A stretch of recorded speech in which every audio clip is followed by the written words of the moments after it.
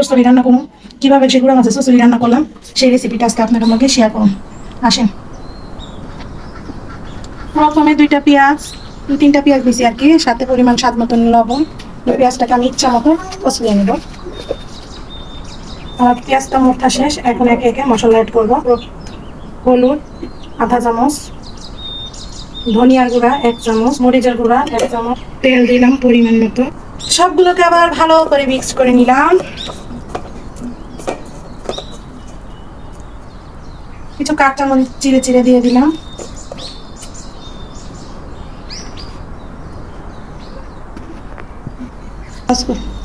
এখন একটু পানি অ্যাড করার পালা। আমি পরিমাণ মতো অল্প একটু মাখা মাখা পানি অ্যাড করে নিলাম আমার হাতটা ধুয়ে। চুলোটা জ্বালিয়ে দিলাম এবং ঢাকনা দিয়ে ঢেকে দিলাম।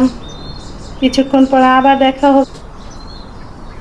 একটু ঢাকনাটা সরাই দেখে নিলাম অবস্থানটা, একটা নাড়াও দিয়ে দিলাম। বেশি নাড়ানো যাইব না, বেশি নাড়াইলে আবার ভেঙে ভেঙে যাইব, আস্তে থাকতো না।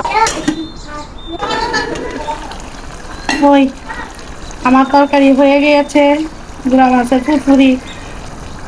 এখন ধনিয়া পাতা দিবার পালা। ডালালাম ধনিয়া পাতা, ধনিয়া পাতা দিয়ে হালকা একটা নাড়া দিলাম।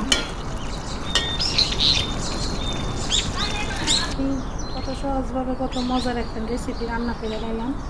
গুঁড়া মাছ রাঁধতে গিয়ে আর বেশি মশলা লাগে না, অল্প অল্প মশলাতেই বেশি মজা হয়। আচ্ছা, যাই হোক, আমার এই রেসিপিটা যদি ভালো লাগে তাহলে আপনারা একটা লাইক দিবেন, একটা কমেন্ট করবেন এবং শেয়ার করবেন। কিপটা আমি করলাম করিনি।